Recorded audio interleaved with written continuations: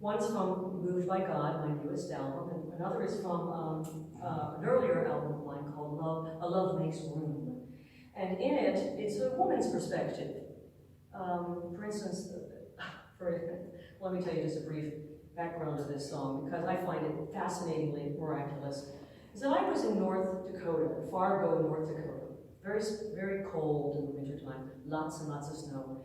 And I was conducting a workshop. I'm here really to conduct a 3-week workshop in voice and body training at NIDA, the National Institute of Dramatic Art. And when I was in Fargo, North Dakota, I was doing a similar workshop at the university, and I was being hosted by 2 very devout Lutherans. Matter of fact, the husband of this team was a music director at Concordia, which is one of the Lutheran universities in the United States. And we went to dinner before they dropped me off at the airport. And at the dinner, they just turned to me out of the clear blue sky and said, "So, what is the Catholic fascination with Mary? I mean, why do you worship Mary?" I said, "Do people still think this?" No, really. And I just stopped for a minute and I said, "I have no idea what to say, your Blessed Mother. You're going to have to answer this for me. Because I know I'm just going to say the wrong thing. I just know it." And out of my mouth came, "Catholics don't worship Mary. Catholics revere Mary the way you would revere your own mother. After all, Jesus was her child. She was the first disciple, the first apostle of her divine Son, the first person to believe in him in this earth." And they went, "Oh, good answer." And whatever. So when I got to the airport's about the size of this chapel. Okay, seriously, it's a very small little airport. And I sat down waiting for my flight. And I swear to you as God is my witness, I felt this presence sit down next to me in a chair, right next to me, and started dictating these words. And I said, I have to write this down. And I packed everything away. So I ran and got literally a cocktail napkin from the tavern next to the airport. And I started writing down these words, and they came fast and furious, and in 10 minutes, this song was written. When I got on the plane, this was way before you had recorders and phones that could, record things, so I had to mentally remember what it sounded like. And this song is called Mary Knew. It's a kind of an answer to Mary, Did You Know? Remember? Mary, did you know your baby boy would one day rule the nations? Which asks the question, Mary, did you know? Mary, did you know? And of course she knew. Of course she knew.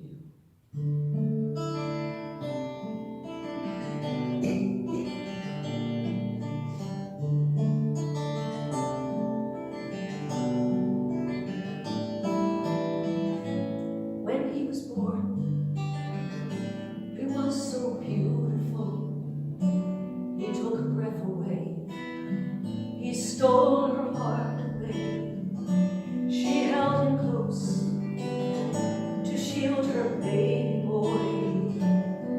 This holy child, her life, her joy.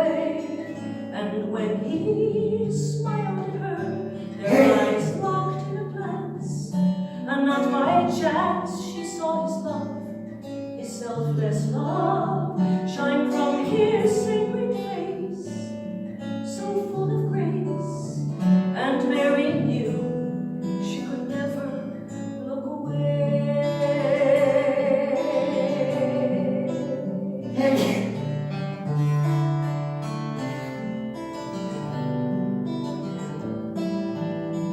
When just a little boy, he brought her flowers, or helped her with some chore, around the house always giving more. She held him close to shield her baby boy, this holy child, her life, her joy. And when he smiled at her, their eyes locked in a glance, and not by chance she saw his love, his selfless love, shine from his sacred face, so full of grace. And Mary knew she could never look away.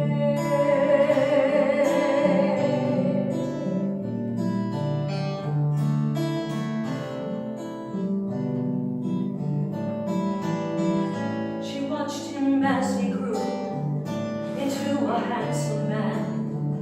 He took her breath away, he stole her heart away.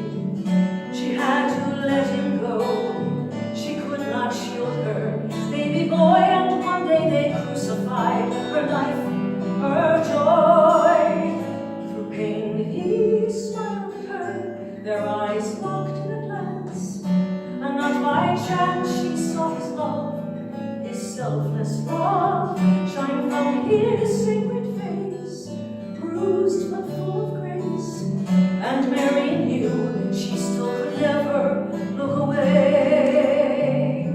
Her eyes are on him to this day, as our guide she leads the way, in hopes that we like her will never look away.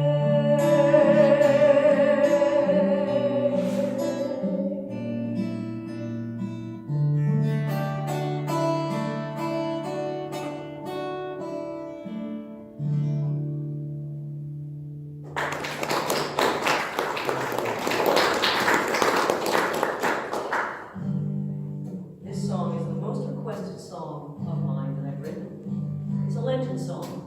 It's actually a passion song. And it's seen through the eyes of the wife of a Roman soldier at the crucifixion. It's called Eyes. I am a soldier's wife, sent from Rome. My husband's life has kept us far from our home. He's done these crucifixions before, but as he often tells me, what's one more? There must be something odd about this day. So many people crowd along the way. Their faces hold a multitude of fears. Some look angry, others are in tears. But in their eyes, just a glint of hatred in their eyes. Something cold and dead, just a look of contempt and a sneer. For the one who is condemned, drawing near.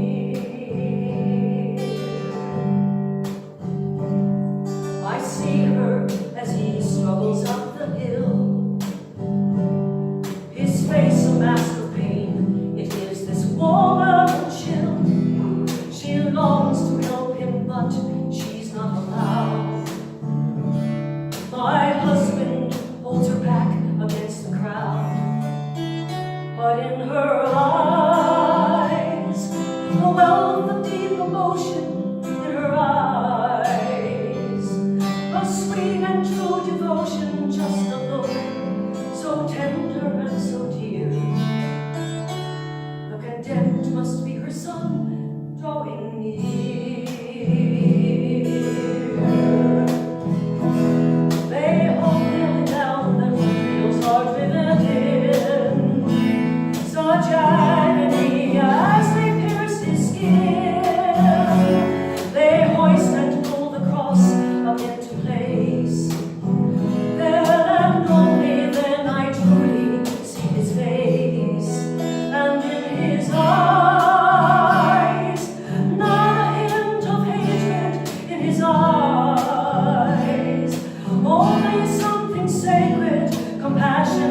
forgiveness all too clear for those of us gathered here. Yes, in his eyes there is such a story in his eyes, a hint of future glory. Who is this man of love in place of fear? Could he be who he says he is, dying here? He looks at me and pain cannot disguise. I see the Son of God in his eyes.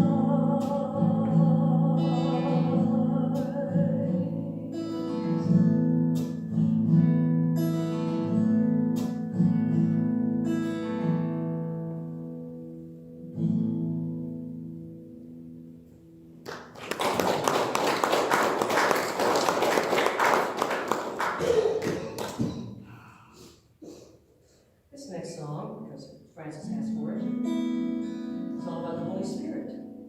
Because if it wasn't for the Holy Spirit, I wouldn't be writing these songs.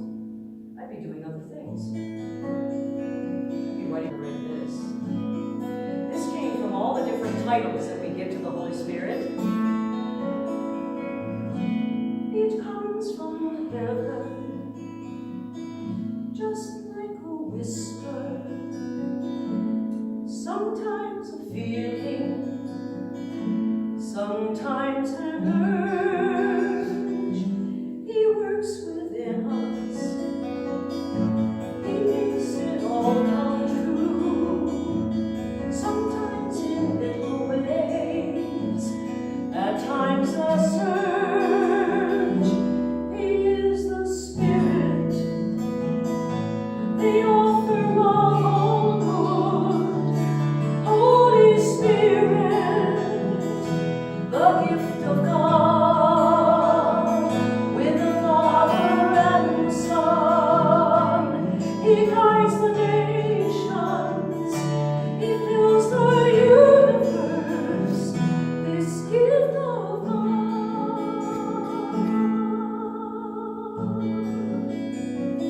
Listen to the silence. He whispers in our ear, creating in us a need to love. He moves within us and all around us. His grace below us, his grace above. He is the Spirit, the author of good. Holy Spirit, the gift of God, with the Father and the Son. He guides the nations, he fills the universe, this gift of God.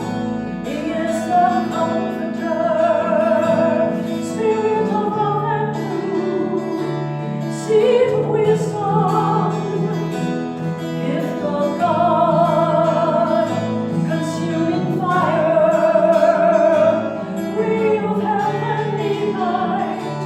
Holy Spirit, gift of God. Holy Spirit, gift of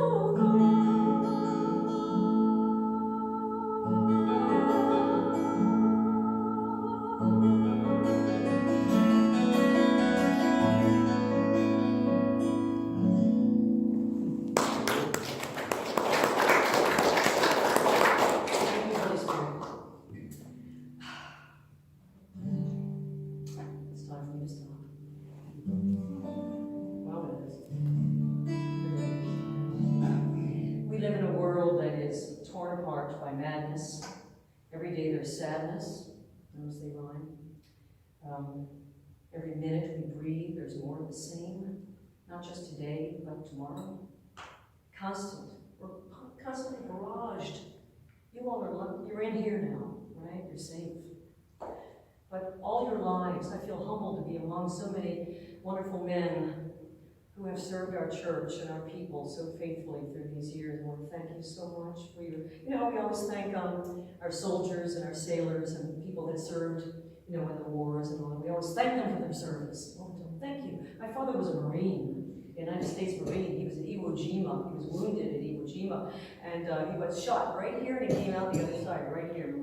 It was a war of inches, like this. It missed all the vital stuff inside his head.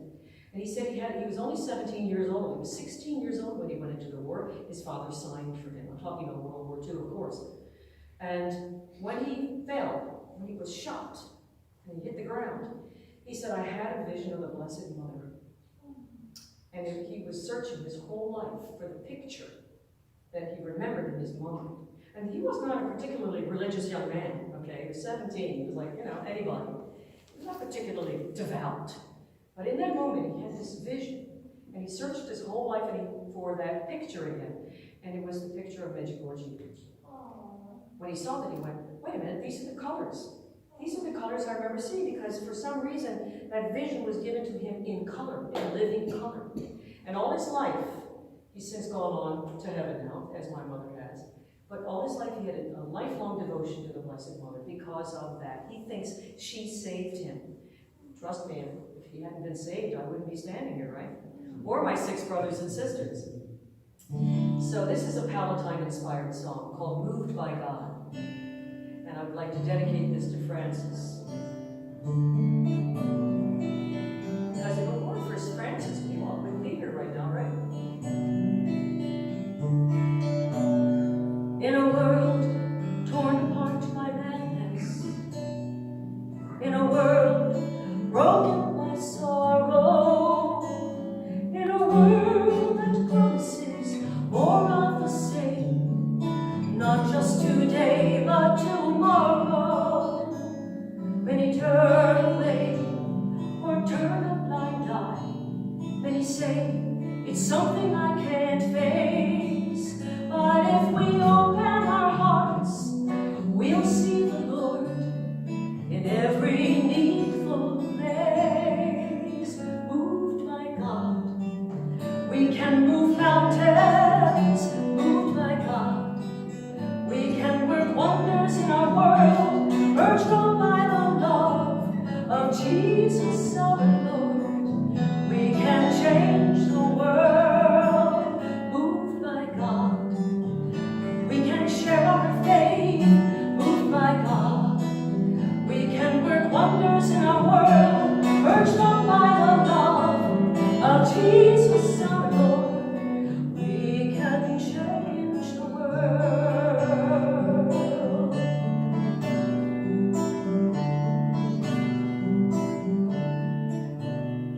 Every day there is still madness. Every hour there is still sorrow. Every minute we breathe, there is more of the same. Not just today, but tomorrow.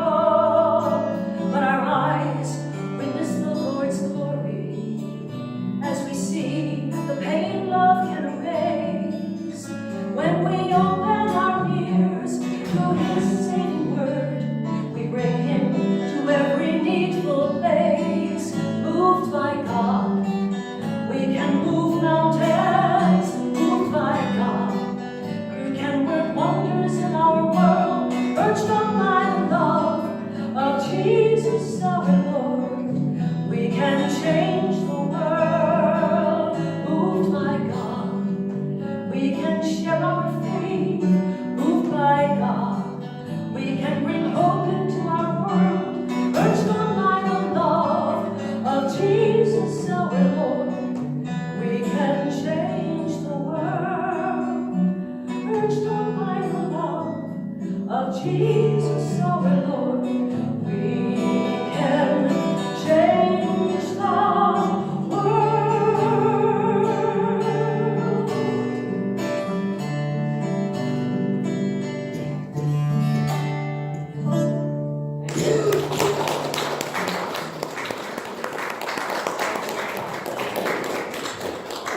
Thank you so much for being here. Thank you.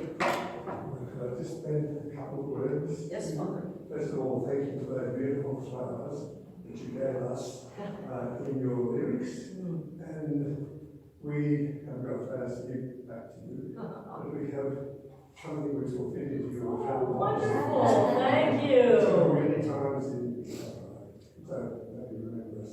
Thank you, thank you.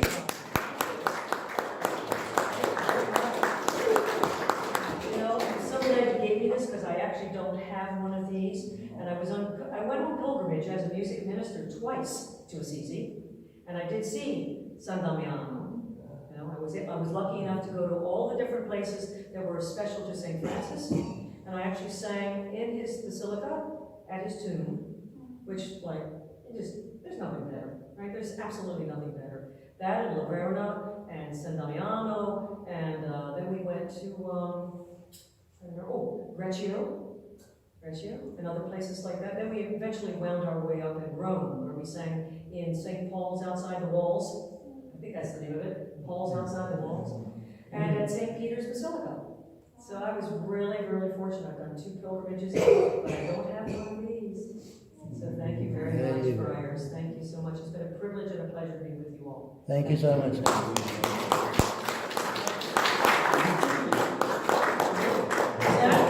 What? You finished? I am finished. You have to say more. Seriously, I'm good. Are you good? No. No, you want another one? Yeah. Yeah, one more. One more. One more? Okay, you always have to have one. Gotta have one more. Okay. That's 3 of those countries. Okay. 3 country numbers. Yeah, do that. Let me see, which will be best. Are you interested in Everlasting Mercy? Are you interested in something like that? Or Federal Breath of God? Or We Need You, O Lord. Let's do Everlasting Mercy. Okay, this is based on St. Faustina, right? St. Faustina. And just kiss